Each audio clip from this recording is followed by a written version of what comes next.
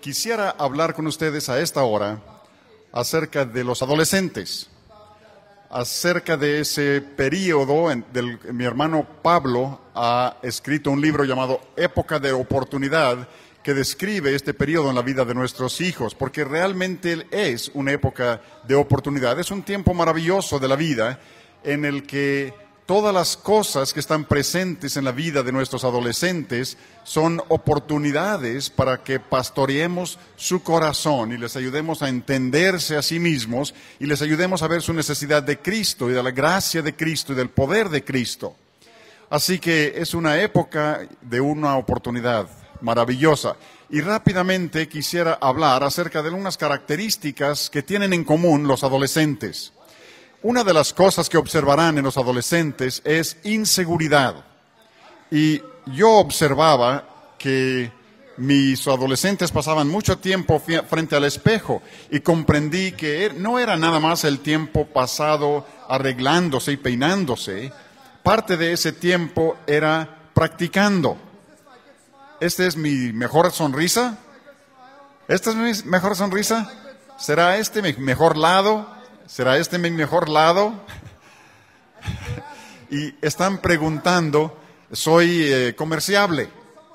¿Alguien encontrará que soy deseable? Este es un tiempo de inseguridad.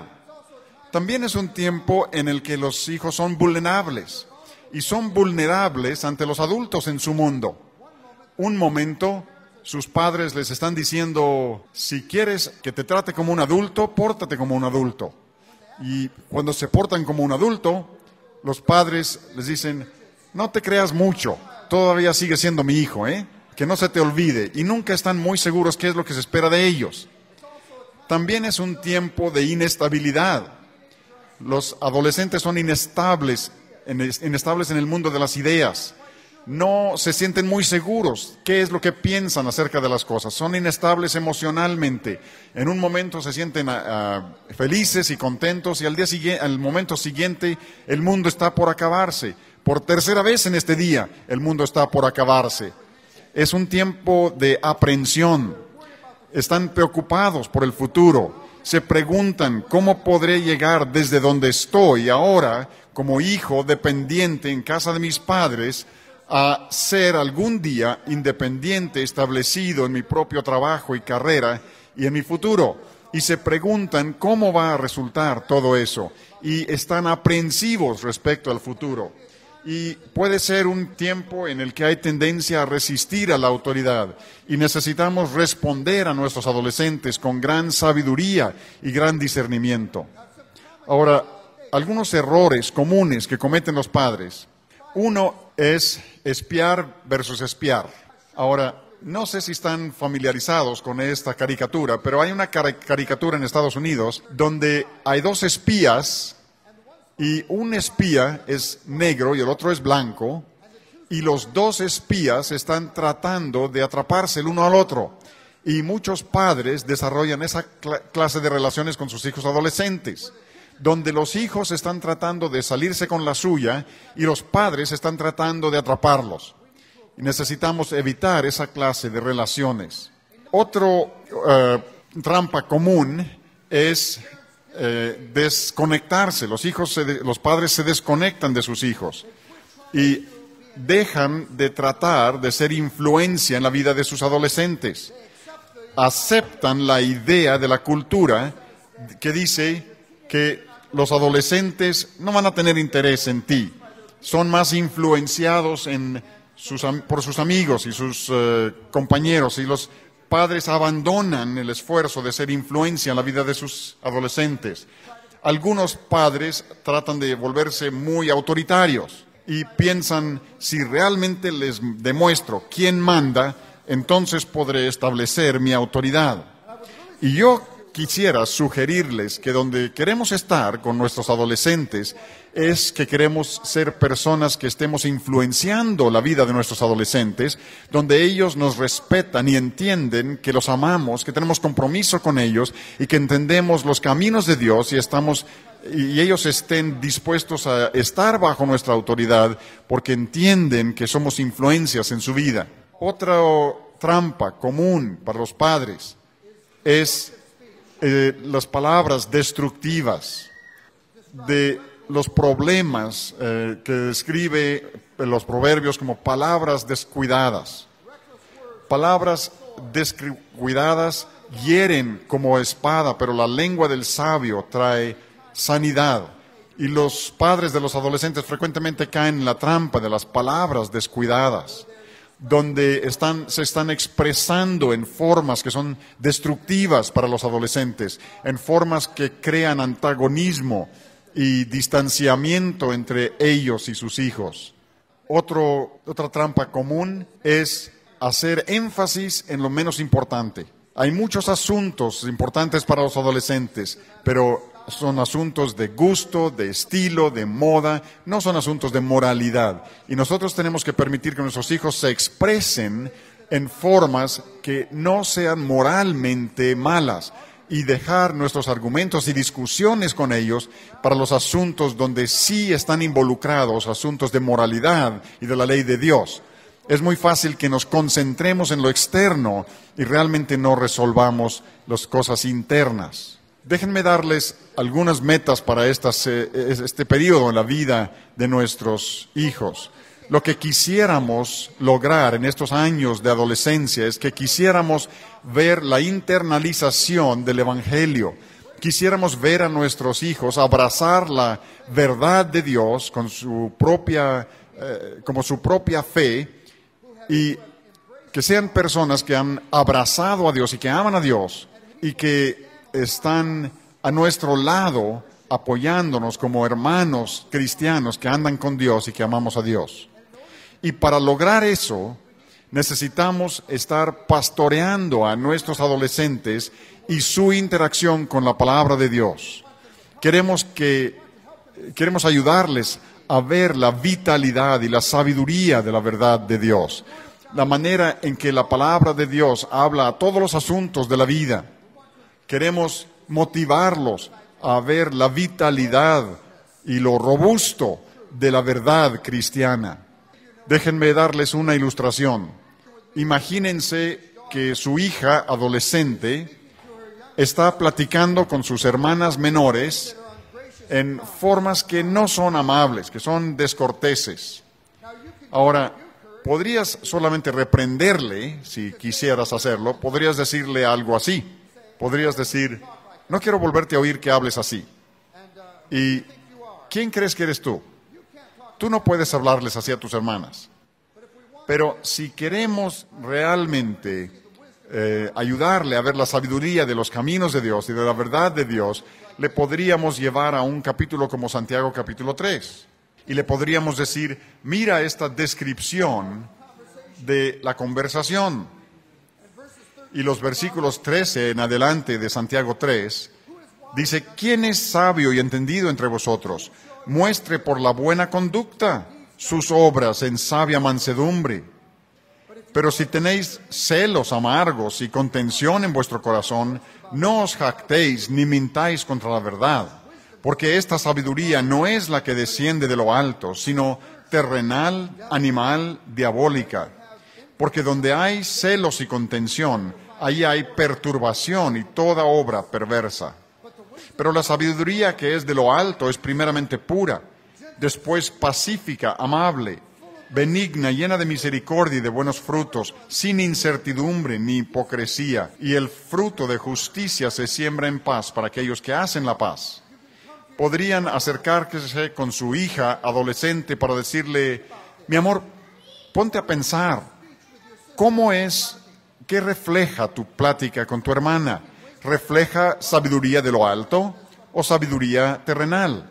¿Refleja sabiduría que está llena de envidia y amargura y egoísmo y todo mal fruto?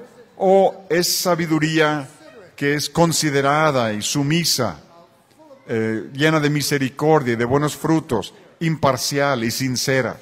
Y hay que ayudar a tus hijos a ver la sabiduría de los caminos de Dios y a abrazar la manera en que Dios se comunica y su verdad, y ayudarles a ver que la palabra de Dios habla a todos los asuntos de la vida.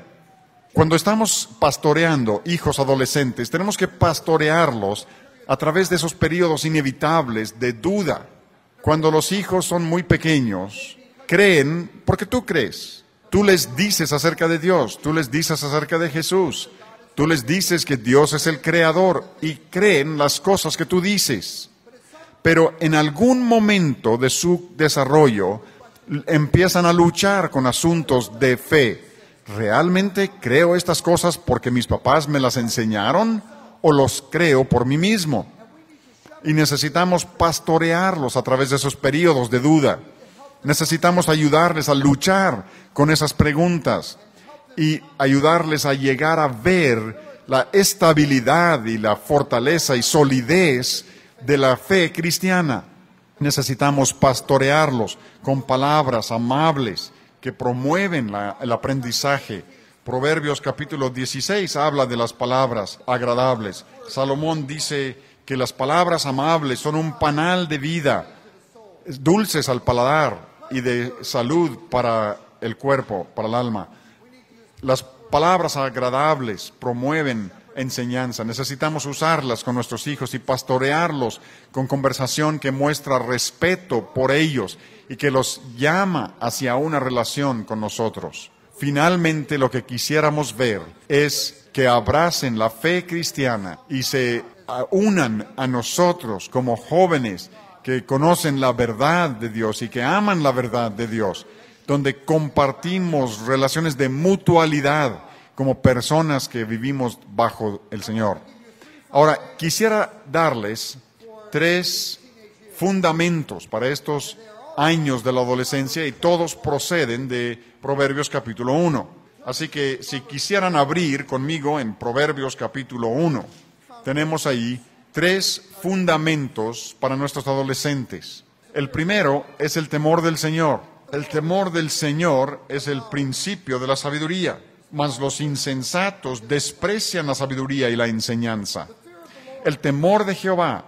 Ustedes y yo vivimos durante tiempos muy peligrosos para el Evangelio, porque el movimiento evangélico moderno ha reducido a Dios.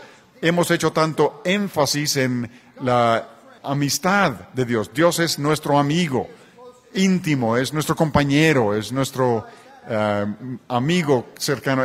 Hemos hecho énfasis en ese aspecto de Dios, pero hemos perdido de vista la trascendencia de Dios.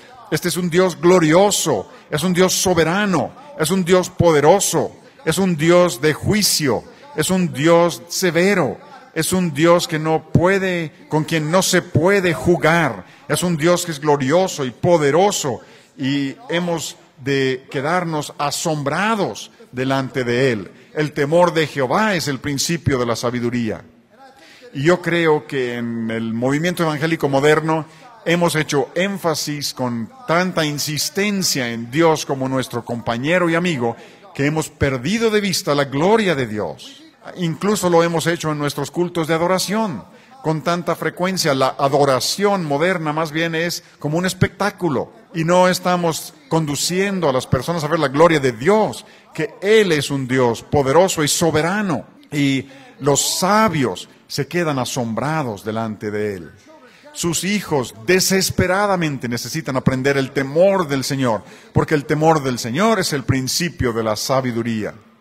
Cuando mis hijos eran adolescentes, leíamos los profetas en nuestro culto familiar. Ahora, los profetas constituyen la tercera parte de su Biblia. Esa es una porción importante de la Biblia. Una tercera parte de la Biblia son los profetas. Háganse esta pregunta: ¿cuál es el mensaje de los profetas?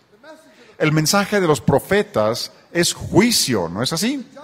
Es los juicios de Dios, la soberanía de Dios. Es un Dios poderoso, un Dios con quien no se juega, que no juega con el pecado, el que no tolera el pecado, aquel que traerá su juicio justo sobre su pueblo y las naciones que los rodean. Es un Dios que incluso expulsará a su pueblo del pacto, de la tierra prometida, dejando solo un remanente, porque es un Dios santo, es un Dios que no tolerará el pecado. Nosotros tenemos que darles a nuestros adolescentes esa ese panorama de Dios. Es un Dios soberano, poderoso, grande, es un juez justo de toda la tierra, y tú tendrás que comparecer delante de Él para dar cuentas de todo lo que has hecho en el cuerpo, y tú vas a dar cuenta de toda palabra ociosa que hayas hablado, y Él es un Dios santo con quien no se puede jugar. Los adolescentes deben entender el temor de Dios, porque el temor de Dios es el principio de la sabiduría. No hay sabiduría sin temor de Jehová. Muchas ocasiones en el culto familiar terminábamos de leer los profetas y leíamos estos relatos de los juicios justos de Dios contra Israel y contra las naciones que les rodeaban. Y terminábamos cerrando la Biblia y luego estábamos literalmente asombrados ante la visión de este Dios soberano y santo. Una noche terminamos nuestra lectura y uno de mis hijos volteó hacia mí y me dijo: papá, en lugar de llevar calcomanías en nuestros automóviles que digan sonríe, Dios te ama, debemos tener calcomanías que digan tiembla, Dios es un fuego consumidor. Le dije, tienes razón, porque Dios es un fuego consumidor. El temor de Dios es el principio de la sabiduría. Que tus adolescentes aprendan el temor de Dios. El segundo fundamento es recordar las palabras de tus padres. Oigan cómo lo expresa aquí Proverbios 1, versículos 8 y 9. Hoy hemos escuchado un mensaje maravilloso sobre un pasaje paralelo en el capítulo 6 anoche. Oye, hijo mío, la instrucción de tu padre, y no desprecies la dirección de tu madre, porque adorno de gracia serán a tu cabeza y collares a tu cuello. Necesitamos enseñar a nuestros hijos que tienes que recordar las palabras de tus padres. Tu madre y yo te amamos, estamos comprometidos contigo, te entendemos los caminos de Dios, hemos orado por ti todos los días de tu vida y te amamos. Necesitas recordarnos, necesitas respetarnos y respetar nuestro hogar y las cosas que nosotros representamos y las cosas para las cuales hemos vivido. Y la tentación para ti como adolescente será apartarte con tus amigos y portarte de maneras tontas. Y esos amigos para los cuales te conducirás con necedad, ellos no te aman como te aman tus padres. Ellos no han orado por ti todos los días de tu vida. Pregúntales. Nosotros te amamos, estamos comprometidos contigo. No te alejes de nosotros. Ahora, eso pudiera parecerles una cosa muy egoísta, pero déjenme hacerles esta pregunta. Si tú no subrayas para tus hijos la importancia de recordar las palabras de sus padres, ¿quién se lo dirá? ¿La cultura se los hará ver? ¿El mundo les va a comunicar eso? ¿La televisión les comunicará eso? Tenemos que enfrentar el hecho, y es triste decirlo, que aún con frecuencia las personas que trabajan con movimientos de la juventud no les dirán eso a nuestros hijos. Los ministros de los jóvenes están apartando a nuestros hijos del hogar en lugar de volverlos al hogar. La señora Tripp estuvo con un grupo de jóvenes recientemente. Habían ido a una conferencia para líderes, para jóvenes cristianos, y el conferencista se paró a hablar, y lo primero que dijo fue lo siguiente. Dijo: quiero que todos ustedes los viejos se vayan. Ustedes viejos pueden salir, porque yo voy a hablar aquí con los jóvenes, y vamos a relacionarnos de una manera muy franca, y ellos no serán francos conmigo si ustedes están aquí presentes. Así que todos los viejos se pueden salir. Así que todas las personas maduras, todas las personas con sabiduría, todas las personas con experiencia en la vida, se levantaron y se salieron. Todos, excepto la señora Tripp. Ella se quedó con sus jóvenes. Ella le escribió una carta después y le explicó por qué no se había salido. Y habló con los jóvenes acerca de por qué no había salido. Pero Piensen en lo que este hombre había hecho. Aquí está este joven de apenas unos 25 años.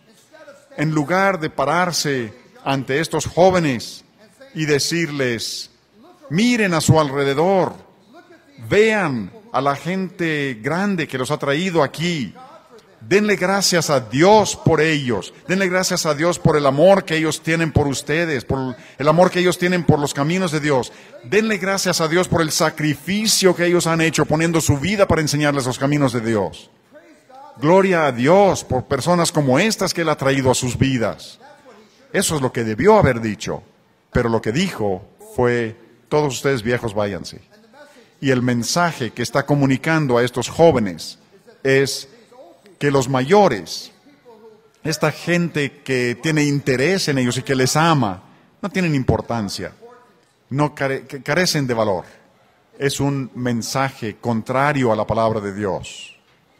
Nosotros necesitamos enseñarles a nuestros hijos a recordar las palabras de sus padres.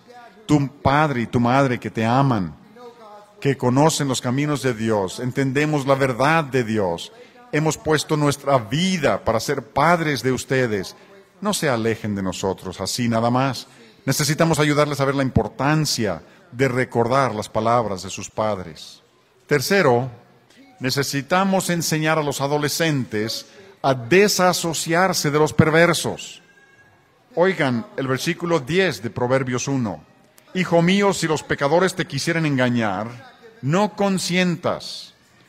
Mi hijo, si los pecadores te quisieran engañar, si te seducen, tus adolescentes enfrentarán seducción por los pecadores. Los pecadores van a seducirlos a toda clase de pecado. Los pecadores los van a querer engañar con el alcohol y seducirlos con drogas. Los seducirán a las perversiones sexuales. Los pecadores los seducirán a faltar el respeto a sus padres. Los seducirán a toda clase de mal y perversión. Van a enfrentar la seducción de los pecadores. Y nosotros necesitamos formar a nuestros hijos respecto a la manera de identificar esas personas peligrosas de las cuales debo huir y de quienes debo desasociarme. Quiero que hablen, que piensen en esto también.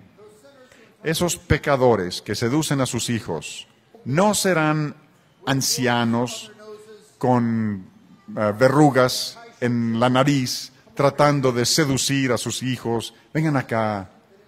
Los pecadores que seducen a sus hijos serán jóvenes como ellos mismos. Serán jóvenes de la iglesia. Serán jóvenes del barrio. Serán jóvenes que entran a sus casas. Jóvenes que entran y les dicen a ustedes, señor Tripp o señora Tripp, que les hablen a ustedes con respeto. Y sin embargo, están seduciendo a sus hijos hacia el mal. Y necesitas ayudar a tus hijos a adelantarse a esa seducción de los pecadores. Van a enfrentar la seducción por los pecadores. Mi hijo mío, si los pecadores te quisieran engañar, no consientas. Quiero que observen conmigo otra cosa. Queremos preguntarnos lo siguiente. ¿Cuál es la atracción de la seducción de los pecadores? ¿Por qué mis hijos quisieran asociarse con pecadores? Creo que este pasaje nos da algunas lecciones. Oigan estas palabras. Hijo mío, si los pecadores te quisieran engañar, no consientas. Si dijeren, ven con nosotros, pongamos acechanzas para derramar sangre, acechemos sin motivo al inocente, los tragaremos vivos como el Seol y enteros como los que caen en un abismo. Hallaremos riquezas de toda clase, llenaremos nuestras casas de despojos, echa tu suerte entre nosotros, tengamos todos una bolsa. Hijo mío, no andes en camino con ellos. ¿Cuál es la atracción de esta asociación con los pecadores? Es camaradería, es pertenecer. Recuerda con quién están tratando. Están tratando con un adolescente que se siente inseguro, un adolescente que es aprensivo respecto al futuro, un adolescente que desea encontrar aceptación y amor y está buscando a alguien que lo acepte y lo reciba. los malos lo están seduciendo y le están ofreciendo camaradería, le están ofreciendo amistad. Echa tu suerte con nosotros, compartiremos una misma bolsa, vamos a pasarla bien, va a ser divertido, vente con nosotros.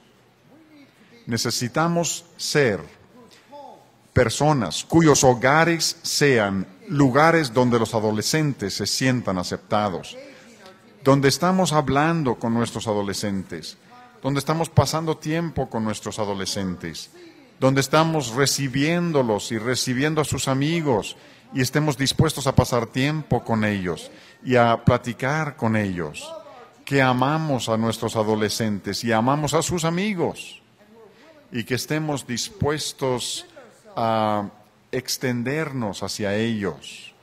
Ahora, esto va a significar que se van a sentar en tus sillones en la casa y van a derramar la coca sobre la alfombra y van a romper cosas. Pero saben que nada de eso importa. Nosotros necesitamos que nuestros hogares sean lugares donde los adolescentes sean bienvenidos, donde tenemos tiempo para los adolescentes, donde hablamos con ellos y conversamos y pasamos tiempo y mostramos interés en sus amigos.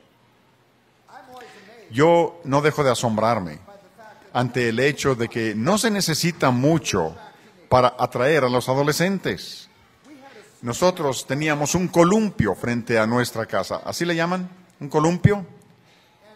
Era solo una cuerda de malla y colgaba de un árbol como 10 metros de alto y al columpiarse realmente alcanzabas mucha altura al final del arco.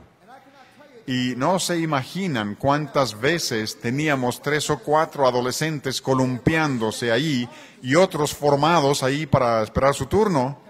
Y Margie y yo nos sentábamos ahí en la puerta de la casa viendo a estos jóvenes y decíamos, no podrían creer esto a menos que se lo dijéramos, que los adolescentes estén dispuestos a juntarse con los viejos para columpiarse. Pero hicimos de nuestro hogar un lugar agradable donde aceptábamos a los jóvenes y los abrazábamos y teníamos interés en ellos.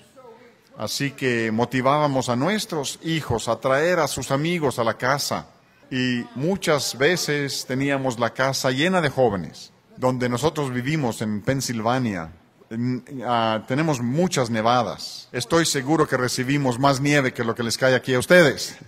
Un día íbamos saliendo de la iglesia el domingo en la mañana y había caído como 30 centímetros de nieve que se había acumulado sobre el suelo. Y sabíamos que nos esperaban todavía como 30 horas de nevada. Así que nos fuimos a casa. Nosotros vivimos fuera de la ciudad y al llegar a la entrada a nuestra casa, vimos jóvenes ahí en la cochera que andaban patinando en sus carros alrededor de la casa. Y le dije a Margie, ¿te das cuenta de lo que están haciendo estos jóvenes? Están regresando aquí para que se vean encerrados con nosotros por la nieve. Y eso fue lo que sucedió. Nos cayeron como 1 metro de nieve y durante los siguientes 2 días, y teníamos 18 jóvenes que pasaron 4 días ahí porque no podían salir por la nieve mientras no limpiaran los caminos.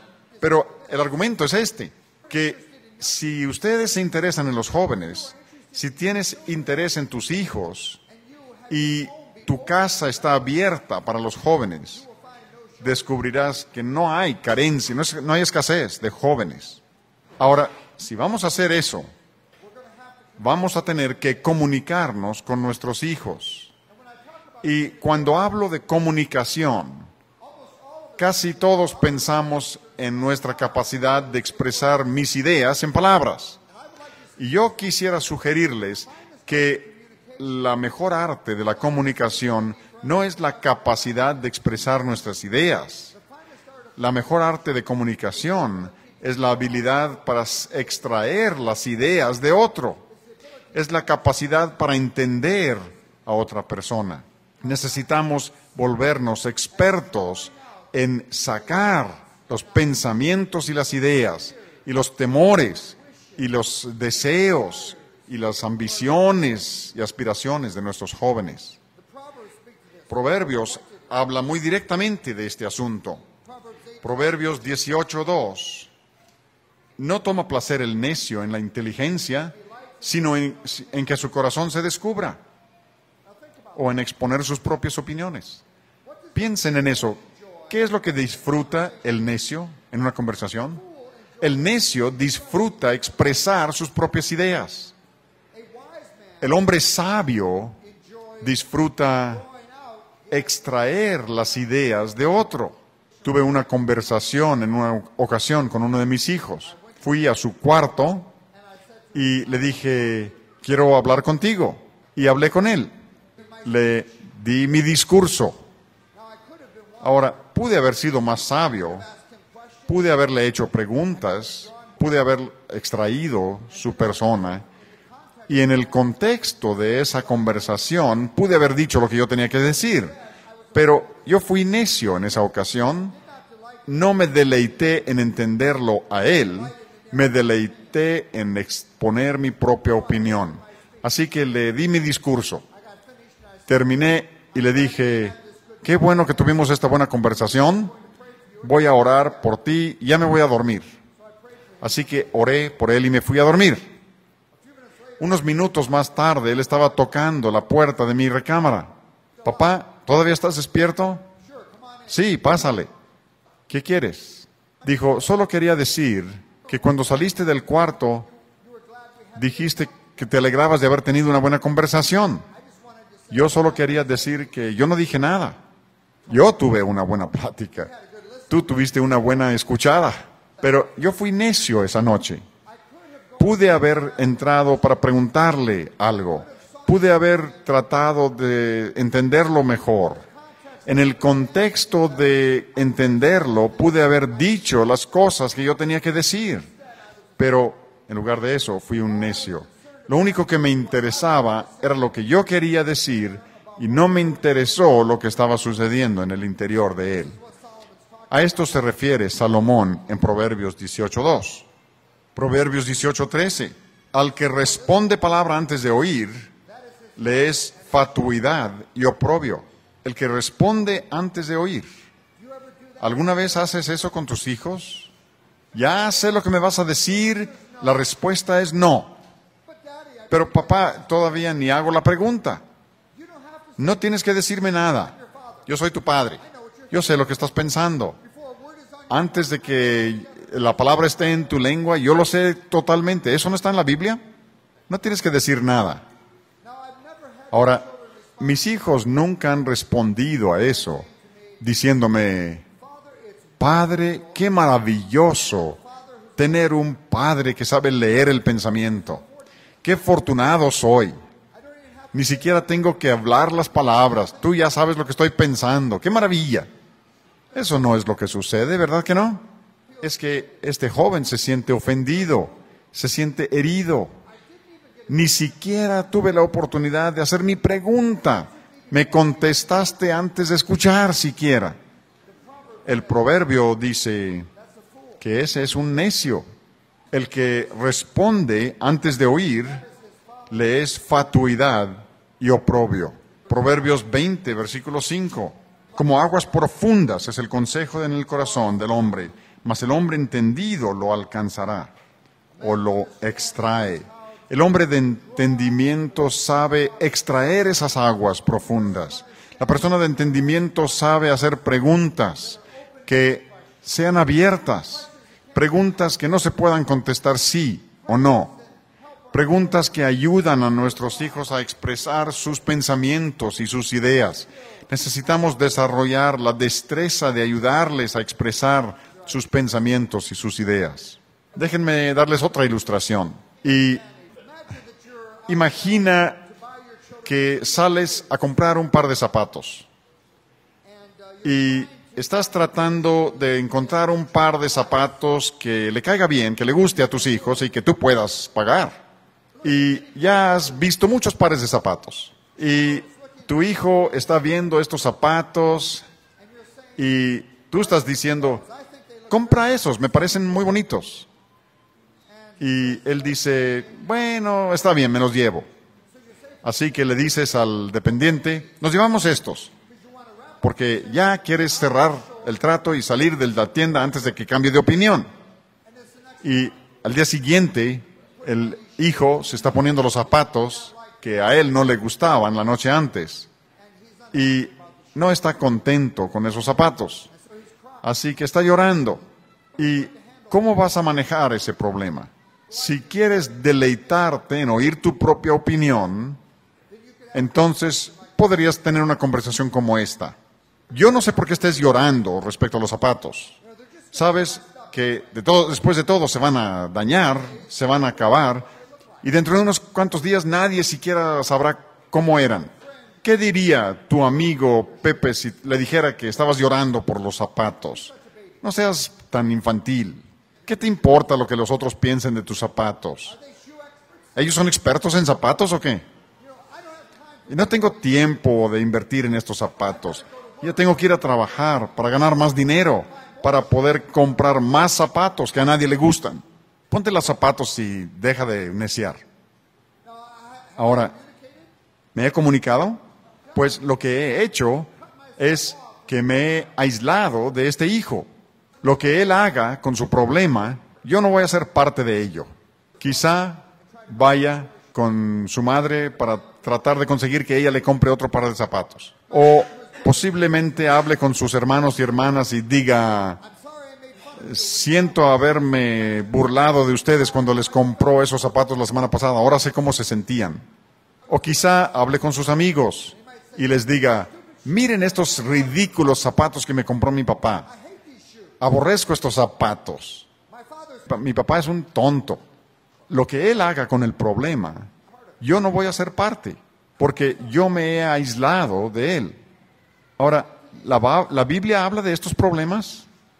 No lo van a encontrar bajo zapatos en la concordancia, pero la Biblia habla acerca de nuestra sensación de bienestar y cómo tener una sensación de bienestar que está relacionada con una buena relación con Dios.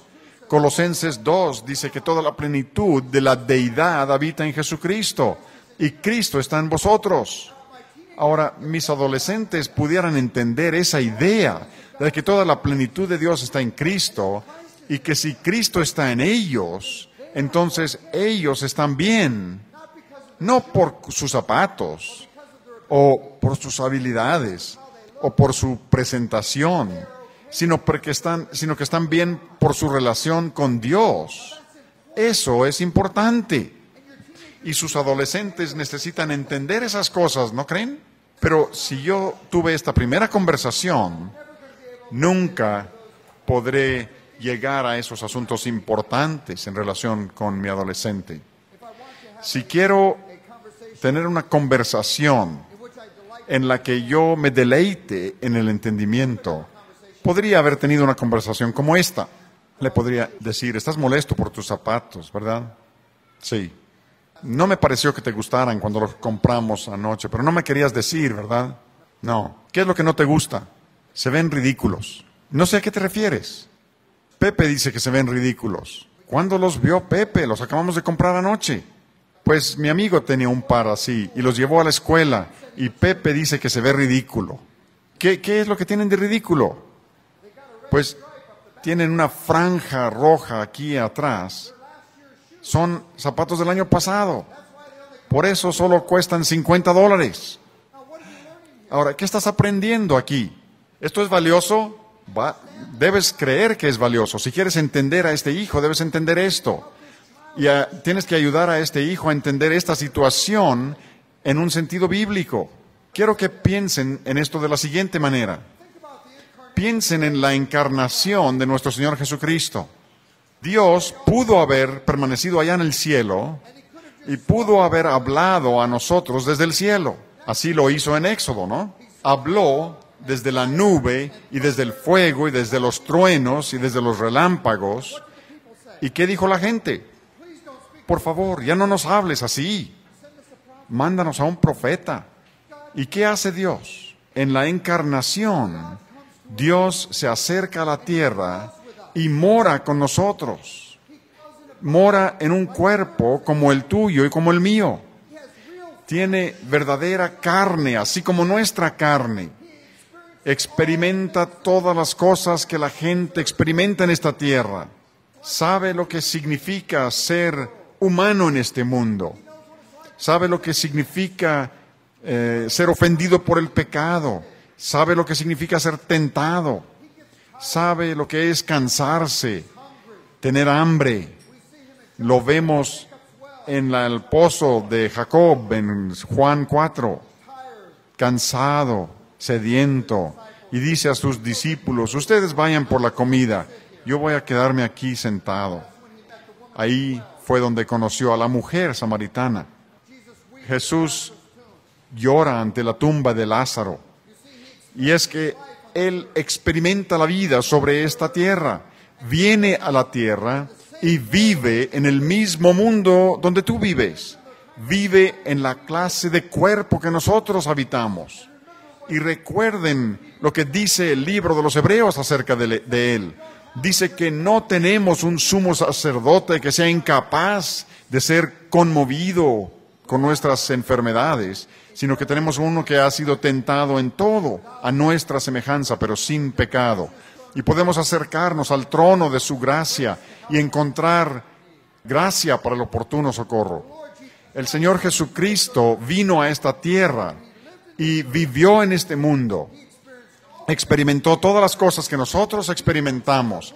Ve el mundo a través de nuestros ojos, de modo que Él puede entendernos, para que Él pueda ser nuestro sumo sacerdote fiel y misericordioso. Y esa es la nota de triunfo y gozo en Hebreos capítulo 4. No tenemos un sacerdote, no tengamos un sacerdote incapaz de identificarse con nosotros. Tenemos uno que ha sido tentado como nosotros somos tentados.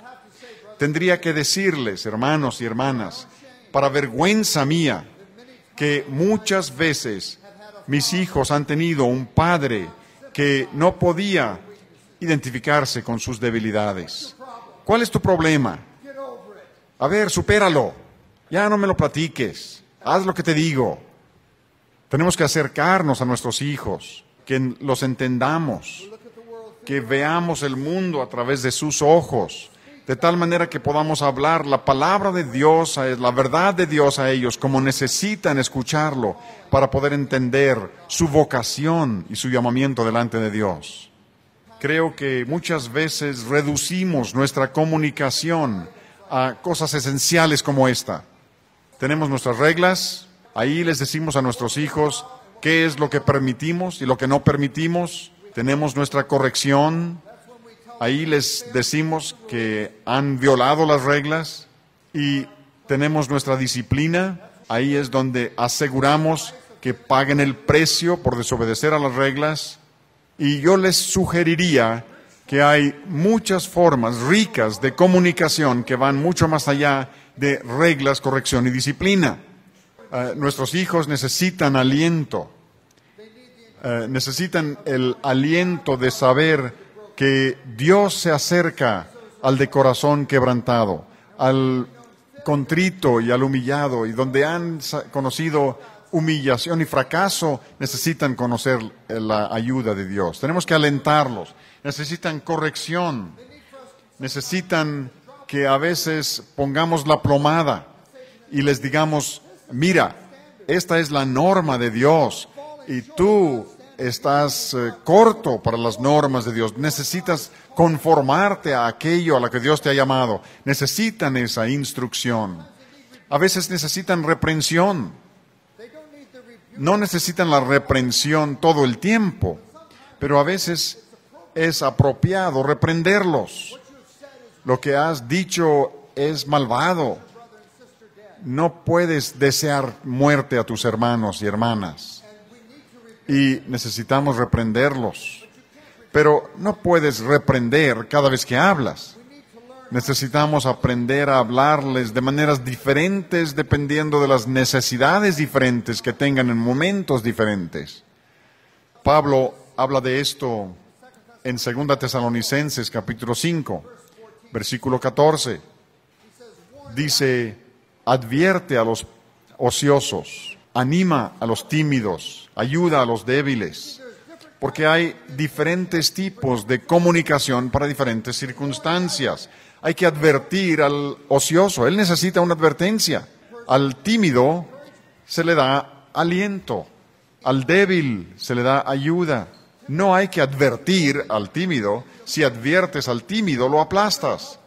No ayudas al ocioso, él no necesita ayuda, él necesita una advertencia. Necesitamos que nuestra comunicación refleje la necesidad del momento. A veces nuestros hijos necesitan que les supliquemos, necesitan que les roguemos, como padres que entendemos los caminos de Dios. No la súplica del mendigo, sino la súplica de un padre que entiende los caminos de Dios, que entiende la verdad, que es capaz de exponer, de revelar su alma, suplicando a los hijos que anden en la sabiduría. Cuando mis hijos eran jóvenes, yo suplicaba respecto a los peligros de la pornografía, porque yo sabía que algún día lo enfrentarían. Y yo quería que ellos estuvieran advertidos de antemano y que aceptaran la exhortación de que la pornografía es destructiva y que destruiría su capacidad para disfrutar realmente de su matrimonio. Así que les supliqué, les rogué respecto a los peligros de la pornografía. ¿Saben lo que sucedió? Aceptaron la súplica. Uno de mis hijos fue a una universidad cristiana y aún en la universidad cristiana había jóvenes que estaban viendo cosas en sus videocaseteras que era pornográfico. Y él decidió que si ellos tienen el valor de ver esto en una universidad cristiana, yo tendré el valor de reprenderles. Así que él entraba al cuarto y les decía, lo que están haciendo es impiedad, es malo, es malvado, es reprensible delante de Dios. Y yo me niego a pasar como si nada estuviera sucediendo. Y luego se iba. Ahora, eso es bíblico, ¿no? ¿Recuerdan Efesios 5? Dice, no tenga nada que ver con los hechos infructuosos de las tinieblas, sino antes reprendedlas. Si más cristianos estuvieran reprendiendo las obras infructuosas de las tinieblas, quizá la gente impía no se pasearía tan impunemente en nuestra cultura. Cuando mi hijo y su esposa estaban a punto de casarse, las damas de la iglesia estaban contentas y felices de celebrar una reunión de despedida para la esposa de él, Daniela. Así que celebraron la despedida y ella le pidió a mi hijo, Aarón, que llegara al final de la despedida para ayudarle a abrir los últimos regalos. Así que estaban abriendo los últimos regalos y una de las damas de la iglesia, una dama de nuestra edad, había visto crecer a estos jóvenes desde que eran pequeños y ahora eran adultos. Y ella estaba tan feliz con el hecho de que se iban a casar. ¡Qué maravilloso! Aman a Dios, se aman entre sí, se van a casar, es maravilloso. Y dijo, Daniela, ¿por qué no le das a Aarón un abrazo? Y Daniela dijo, ¿no se me permite? ¿Cómo que no se te permite? ¿Quién no te lo permite? Pues Daniela y Aarón habían hecho un pacto entre sí de que no iban a involucrarse en un abrazo mientras no estuvieran casados, porque sabían que no podían tener abrazado el cuerpo de esta persona que aman contra su propio cuerpo sin que el cuerpo responda. Y nosotros queremos llegar a nuestro matrimonio con pureza. Así que vamos a esperar hasta que estemos casados para abrazarnos. Pues cuando tus hijos toman una decisión de esas y tienen 20 años, te da gran gozo. Porque no puedes imponerles eso de ninguna manera. Pero yo tendría que confesar que yo me preguntaba, yo espero que estén bien. Espero que tengan todos los deseos normales. No quiero tener un matrimonio frío. Nunca los vimos juntos después de casarse. Se casaron en julio y estaban estudiando en el estado de Idaho, que estaba como a 3,000 kilómetros de distancia. Así que empacaron todas sus cosas en la camionetita de Aaron y se fueron a Idaho. Así que no los vimos juntos después de la boda. No los vimos hasta la Navidad. Cuando vinieron a casa en tiempo de Navidad, estaban como hormigas cuando hay azúcar, en el dulce, uno con el otro. Y comprendimos que todo andaba bien. Pero el asunto es este. Los muchachos aceptaron mi súplica. No se puede suplicar cada vez que hables, pero hay ocasiones en que es apropiado suplicar a los hijos. Nuestros hijos necesitan instrucción, tienen vastas deficiencias de conocimiento, necesitan entender. Las hijas necesitan entender cómo piensan los muchachos y cómo responden. Los muchachos necesitan entender cómo piensan y cómo responden las muchachas. Los adolescentes desesperadamente necesitan enseñanza, necesitan advertencias. Los proverbios están llenos de advertencias. Necesitan escuchar las advertencias de la palabra de Dios. Necesitan que les enseñemos lecciones. Necesitan que oremos por ellos y que oremos con ellos. Hace un año, Margie y yo estuvimos en Israel y regresamos de Israel después de haber estado allá 3 semanas.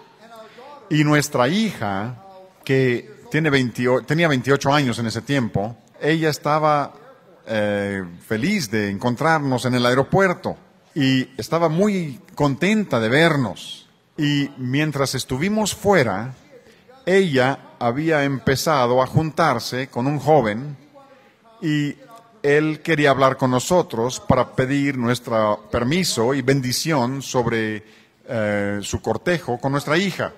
Ahora, esto es una cosa maravillosa. Estos jóvenes ya tenían más de 20 años y obviamente podían haberse visto entre sí sin permiso nuestro, pero estaban mostrando gran respeto por nosotros y a nosotros nos encantó eso. Así que tuve una agradable conversación con ellos.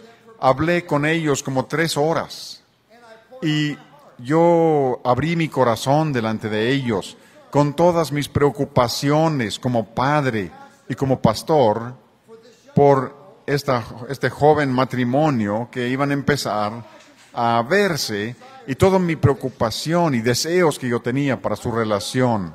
Les abrí mi corazón y les hablé muy íntimamente. Y al terminar, les dije, ahora quisiera orar por ustedes, muchachos. Y oré por ellos, como por unos 20 minutos. Ahora, yo quería que ellos me escucharan, orar por ellos. Sus hijos necesitan escuchar que oran por ellos. Necesitan oírte derramando tu corazón delante de Dios a favor de ellos. Es bueno que oremos por nuestros hijos en privado, pero también necesitamos orar por nuestros hijos en su presencia. Y eso es lo que Jesús hace ante la tumba de Lázaro. Cuando Jesús está ahí orando al Padre, dice estas palabras. Es el versículo 41 de Juan 11. Padre, te doy gracias que me has escuchado. Y yo sé que siempre me oyes, pero he dicho estas cosas por los que están aquí, para que ellos crean.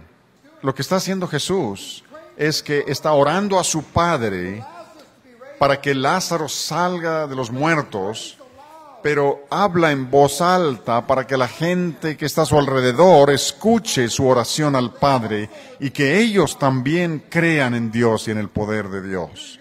Sus jóvenes necesitan escuchar las oraciones que haces por ellos. Necesitan oír que derramas tu corazón y clamas a Dios por ellos.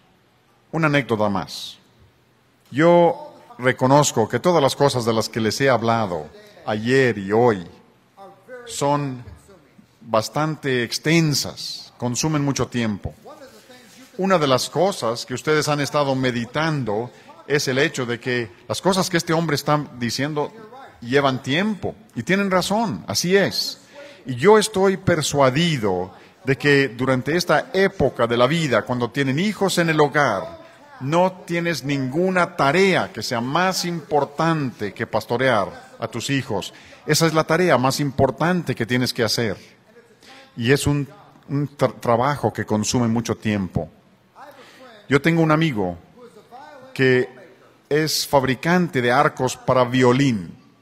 Y él fabrica arcos para violín para una tienda muy exclusiva en la ciudad de Nueva York.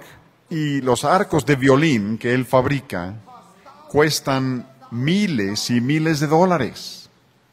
Y la gente de toda parte del mundo, de orquestas de conciertos, vienen a este negocio para comprar arcos para violín.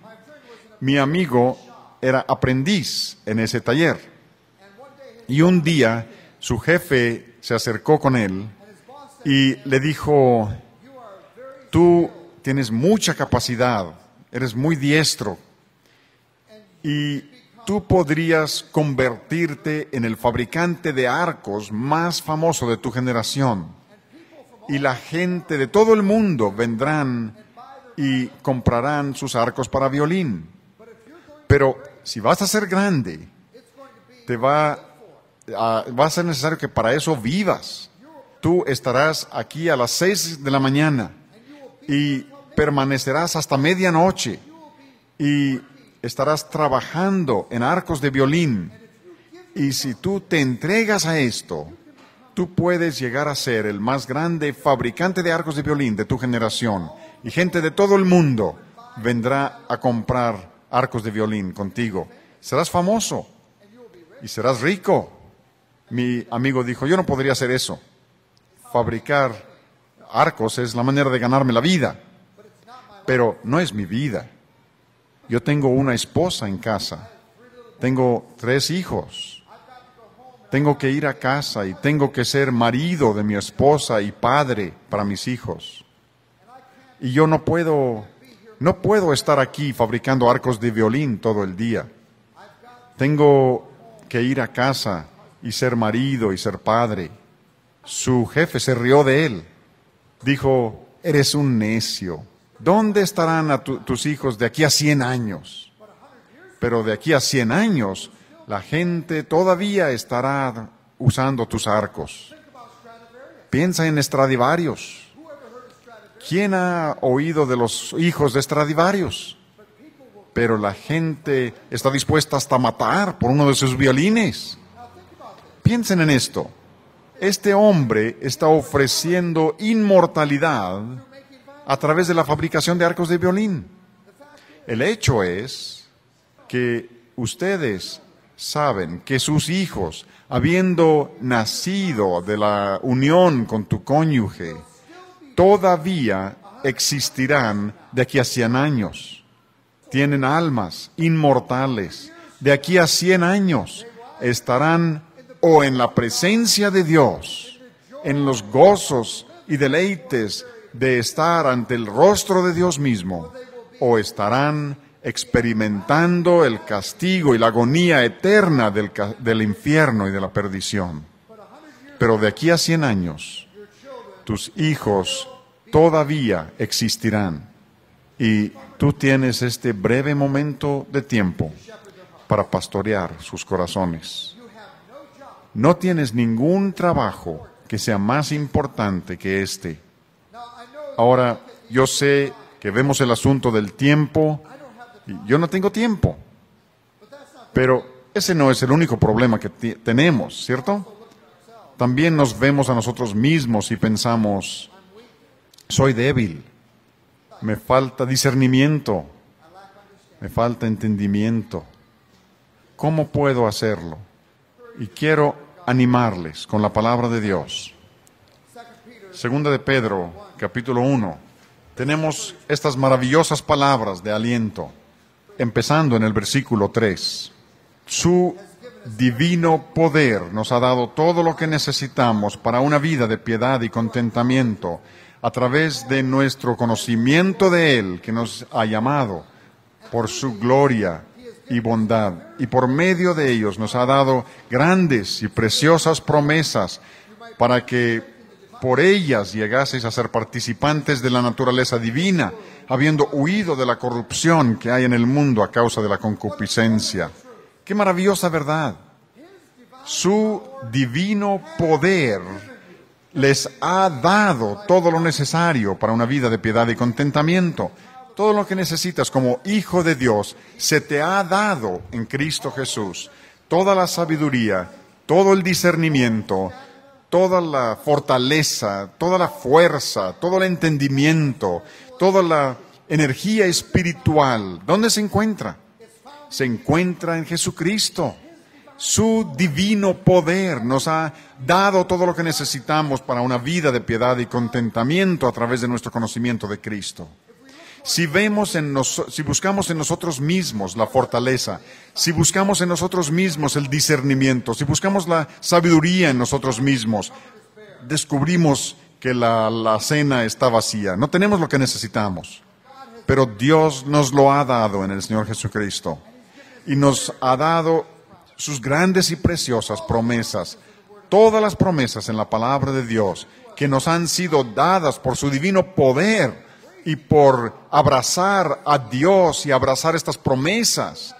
Tenemos la gracia y la fuerza y la sabiduría para participar en la naturaleza divina y para escapar de la corrupción de este mundo causada por los deseos impíos.